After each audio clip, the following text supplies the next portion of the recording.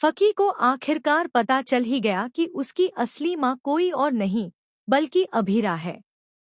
अब वह करेगी एक ऐसा वादा जो सब कुछ बदल देगा। अरमान और अभीरा को फिर से एक करने का वादा। यह रिश्ता क्या कहलाता है में अब जो मोड़ आने वाला है वह दिलों को झकझोर कर रख देगा। जी हाँ दोस्तों, कहानी अब उस मोड़ पर पहुंच गई है जहां सच्चाइयों की परतें एक एक कर खुलती जा रही हैं। वो शख्स जिसने बरसों पहले अरमान को उसकी बच्ची लौटाई थी, अब जब पुलिस की गिरफ्त में आया है तो उसकी हालत देखने लायक नहीं है। शराब का ऐसा नशा, ऐसा भयानक जहर उसके जिस्म में उतर चुका है कि उसे अपना नाम तक याद नहीं रहता। जब अभीरा उससे मिलने पहुंचती है तब वह होश में नहीं होता। अभीरा की आंखों में आंसू होते हैं लेकिन आवाज में आग। वह चीखती है, चिल्लाती है और कहती है, तूने मेरी मासूम बच्ची को किसी दरिंदे के हाथों सौंपा। तू इंसान नहीं, हैवान है। बता, मेरी बेटी कहाँ है? मैं उसे दुनिया के किसी भी कोने से ढूंढ निकालूंगी।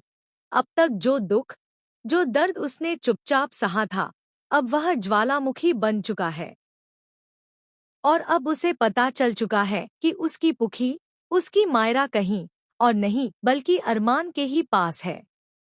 यह वही अरमान है जिससे उसने कभी बेपनाह मोहब्बत की थी और जिसने उस मोहब्बत को धोखा बना दिया। वहीं दूसरी तरफ डर हाउस में चल रही है एक और बड़ी साजिश। क्रिश की सगाई का बहाना बनाकर वहां बुलाया गया है अंशुमन को, जो न केवल एक बड़ा बिजनेसमैन है बल्कि क्रिश का साला भी है। लेकिन अंशुमन का इरादा महज सगाई का नहीं बल्कि पूरी की पूरी विरासत हड़पने का है। अब जब अभीरा, दारिसा और विद्या इस फंक्शन में पहुंचती हैं और अंशुमन को वहां देखती हैं तो उनके होश उड़ जाते हैं।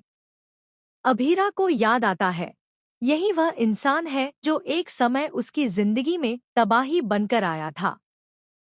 और जैसे ही क्रिश नशे में धुत होकर सबके सामने अभीरा की बेइज्जती करता है और कहता है, तुम तो कुछ संभाल ही नहीं पाई, न परिवार, न पति, न बच्चा, न बिजनेस, तब दारिसा का खून खौल उठता है और वह सबके सामने उसे एक जोरदार थप्पड़ मार देती है। माहौल सन्नाटा बन जाता है। लेकिन इससे भी बड़ा झटका अभी बाकी होता है, क्योंकि उसी वक्त वहां पहुंचती है मायरा यानी पुखी। अभीरा उसे देखते ही टूट जाती है। आंखों से बहते आंसू, कांपते हाथ और रुकती हुई सांसें। वह उसे देखती है और बड़बड़ाने लगती है, यही है मेरी बच्ची, यही है मेरी जान। और पुखी भी, जिसे अब तक यही लगता था कि उसकी परी आंटी बस एक फरिश्ता है, अब जान जाती है कि वही उसकी असली माँ है। वह भागकर आती है और अभीरा के गले लगती है, क्या आप ही मेरी मम्मा हैं? क्या आप ही मेरी वह माँ हैं जिनके लिए मैं हर रात दुआ करती थी? दोनों की आंखों से बहते आंसू हर उस साल के दर्द को धो देते हैं जो उन्होंने एक दूसरे से दूर बिताए। लेकिन यहीं पर कहानी में आता है सबसे बड़ा ट्विस्ट। अरमान, जो अब तक चुप था, सामने आता है और मायरा को खींचकर अपने पास ले जाता है।